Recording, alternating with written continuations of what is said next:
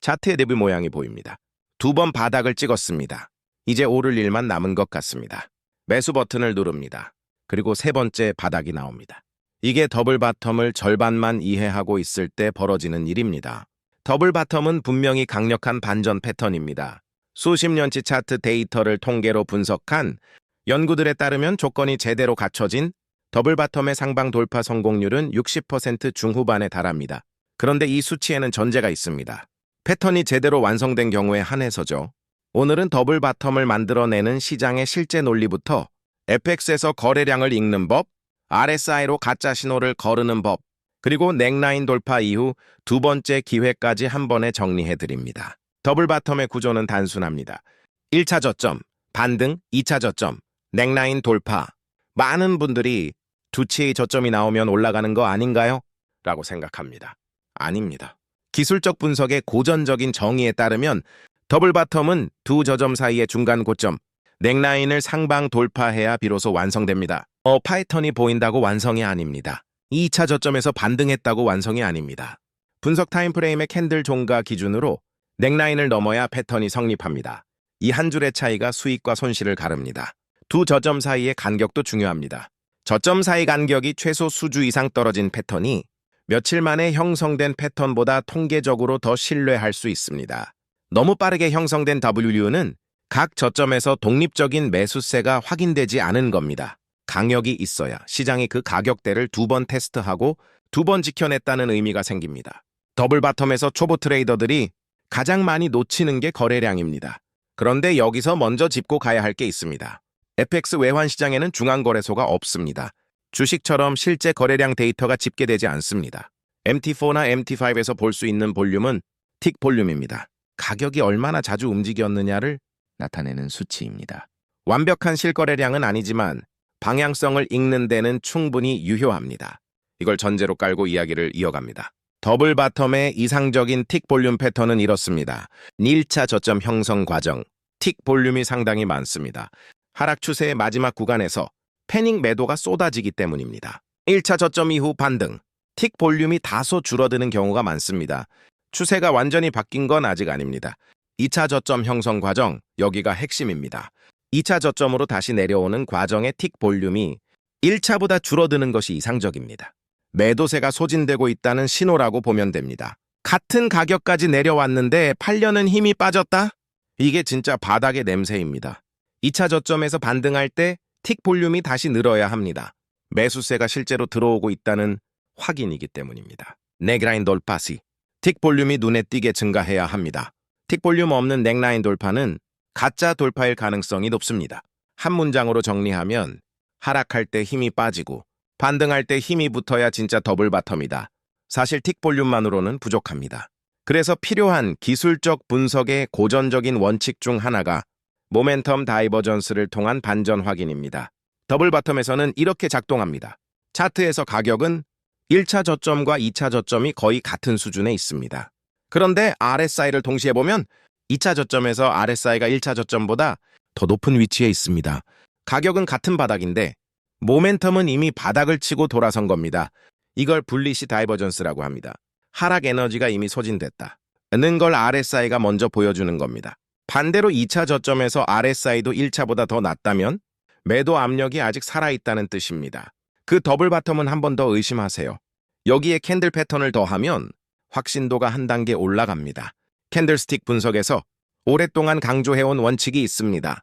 서양의 차트 패턴과 캔들 신호를 함께 보면 정확도가 높아진다는 것. 더블 바텀도 마찬가지입니다. 2차 저점 부근에서 이런 캔들이 나오면 주목하세요. 해머, 꼬리가 길고 몸통이 짧습니다. 아래로 내려갔다가 힘차게 끌어올린 흔적입니다. 불리시 인걸핑, 전날 음봉을 다음날 양봉이 완전히 감쌉니다. 매수세가 단번에 뒤집은 겁니다. 모닝스타, 3개 캔들이 만드는 반전 신호. 불확실, 긍정의 전환을 순서대로 보여줍니다. 틱 볼륨 감소 플러스 RSI 다이버전스. 플로우 이 캔들들 중 하나라도 겹친다면 2차 저점의 신뢰도는 상당히 올라갑니다. 셋이 다 맞아떨어지는 경우는 드물지만 2개 이상만 겹쳐도 진입 근거로 충분합니다. 진입 시점은 두 가지입니다. 공격적 진입 2차 저점 반등 시 넥라인 돌파 전이라 패턴이 완성된 건 아닙니다. 대신 진입 가격이 낮아서 수익폭이 큽니다.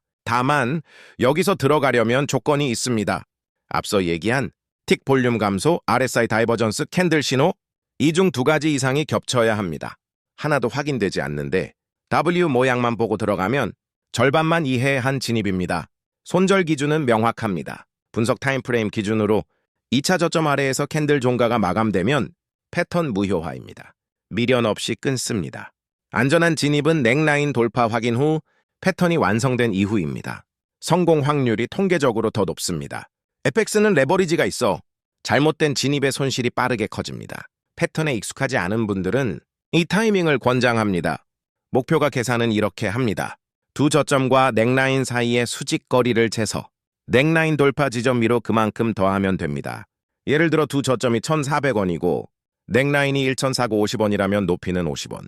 목표는 넥라인 돌파 이후 1,500원 방향입니다. 이게 항상 정확히 맞는 건 아닙니다. 하지만 아무 근거 없이 목표를 잡는 것보다 훨씬 체계적입니다.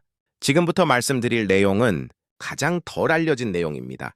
차트 패턴 데이터를 장기간 통계로 분석한 연구에 따르면 더블 바텀이 넥라인을 돌파한 이후 약 57%의 경우에서 풀백이 발생합니다.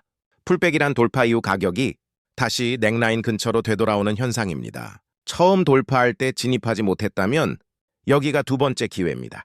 넥라인이 이번에는 저항에서 지지로 역할이 바뀝니다. 가격이 넥라인으로 내려왔다가 다시 튀어오르는 걸 확인하고 들어가는 겁니다. 진입 근거가 하나 더 쌓이고 손절도 넥라인 아래로 명확하게 잡을 수 있습니다. 물론 풀백이 오지 않고 곧바로 올라가는 경우도 절반에 가깝습니다. 그래서 돌파 시점에 전부 들어가기보단 돌파 확인 후 일부 진입, 풀백 지지 확인 후 추가 진입하는 방식도 있습니다. 리스크를 나눠서 접근하는 겁니다. 더블 바텀은 100년이 넘는 기술적 분석의 역사에서 살아남은 패턴입니다. 단순히 모양 때문이 아닙니다. 시장 참여자들이 공포를 견디고 매수세를 되찾는 과정이 차트 위에 그대로 새겨지는 형태이기 때문입니다.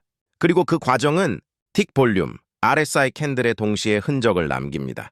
MT4스 MT5로 EA를 운용하고 계신 분들께 드리고 싶은 말씀이 있습니다. 더블 바텀 같은 반전 구간에서는 기존의 하락 방향으로 쌓인 EA의 신호와 시장의 실제 방향이 충돌하는 구간이 생깁니다. EA는 과거 패턴을 기반으로 작동합니다. 반전 초입은 EA가 학습하지 못한 전환점이기 때문에 신호가 엇갈리는 게 당연합니다. 이 구간에서 EA를 잘 다루는 방법은 넥라인 돌파가 확인된 이후 EA의 방향성을 재정립하는 겁니다. 이 내용은 카페에 올려둔 반전 구간 EA 대응 가이드에서 더 구체적으로 다뤘습니다.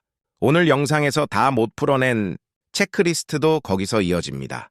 오늘 영상에서 다룬 내용들은 제가 임의로 만든 규칙이 아닙니다.